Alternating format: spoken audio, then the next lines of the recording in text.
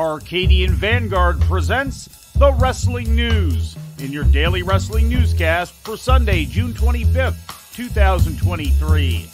Good morning, I'm Mike Sempervive. We begin today with last night's episode of AEW Collision broadcast live on TNT from the Scotiabank Arena in Toronto. In the main event, the team of Juice Robinson, Jay White, and the Guns defeated FTR, CM Punk, and Ricky Starks when White pinned Starks. In the opening segment of the show, Darby Allin and Sting revealed that their tag team partner at tonight's Forbidden Door pay-per-view would be New Japan's Tetsuya Naito. Allin, Sting, and Naito are scheduled to oppose Chris Jericho, Sammy Guevara, and Minoru Suzuki. In the first match of the night, Hiroshi Tanahashi beat Swerve Strickland. Following the match, AEW World Champion MJF spoke to Tanahashi via a pre-taped video. Tanahashi is scheduled to challenge MJF for the title tonight at Forbidden Door. Nah, here's the deal, buddy. At Forbidden Door, I'm gonna embarrass you. I mean, full bore embarrass you and anybody in the world that actually thought you were on my level. Now, I've spoken to Tony Khan, and I told him the only way I'm showing up for Forbidden Door is if we're match one. Why? I'll tell you why. One, I ain't staying in a dump like Canada longer than I have to. And two, I'm the holder of the grandest prize of them all, the AEW World Heavyweight Championship, that Triple B, baby! You really think I want to spend my time watching a bunch of indie jabrones from Japan wrestle? I don't think so. In an Owen Hart Tournament women's quarterfinal match, NJPW Strong Women's Champion Willow Nightingale defeated Nyla Rose. The Outcasts emerged to taunt Nightingale after the match, but were run off by Sky Blue.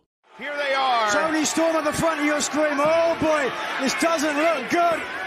Run for it. It's your only chance. Wait a second. It is, it's Sky Blue. So much for a 3-on-2. How about this? It's Willow, Sky, and a steel chair. I like those odds. In other results, Andrade El Idolo defeated Brody King by disqualification due to outside interference from Buddy Matthews, and Powerhouse Hobbs got a quick win over Jeremy Prophet. As we came to the air, the Stardom Promotions Stardom Sunshine pay-per-view was still taking place in Tokyo. We'll have a full wrap-up of that show on tomorrow's edition. In ratings news, the preliminary overnight numbers for WWE SmackDown are in, showing that last Friday's episode drew approximately 2.25 million viewers to Fox, according to TV Ratings Guide. The overnight rating in the key 18 to 49-year-old demographic was 0.55. Full ratings figures for SmackDown are expected later in the week. In more WWE news, Roman Reigns yesterday became the fourth longest reigning world champion in WWE history, attaining 1,028 days as WWE Universal Champion. That number surpasses the 1,027 days that Pedro Morales spent as WWF World Champion from February 1971 to December of 1973. Reigns' current reign now follows behind only Hulk Hogan's 1,474-day title reign from 1984 to 1988, Bob Backlund's 2,135-day title reign from 1978 to 1983, and the all-time record holder, Bruno Sammartino's 2,803-day reign from 1963 to 1971.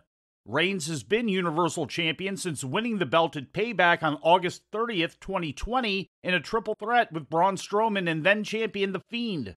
He unified the Universal Championship and the company's original world title, the WWE Championship, last year at WrestleMania 38 by defeating Brock Lesnar.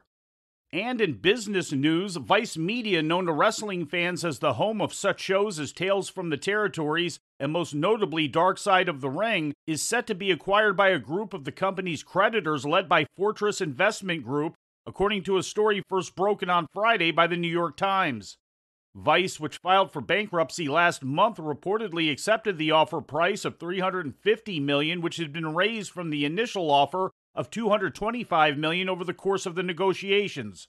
A bankruptcy auction for the company had been scheduled for last Thursday, but was called off in light of Fortress's bid, which was approved by a bankruptcy court.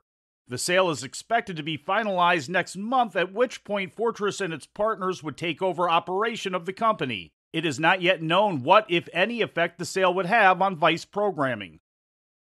And before we leave you today, we'd like to remind you that however you consume your content, you can find the wrestling news 24 hours a day and 7 days a week across social media.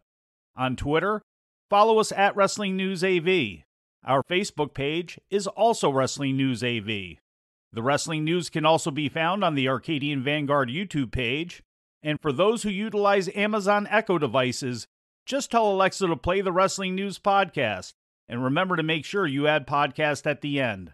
Once again, for daily updates, breaking news, and more, follow the Wrestling News across social media. And that's the news for today. If anything happens, we will be here to tell you about it.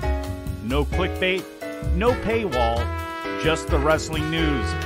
The Wrestling News is a division of Arcadian Vanguard, and the Wrestling Newscast is a production of the Arcadian Vanguard Podcast Network.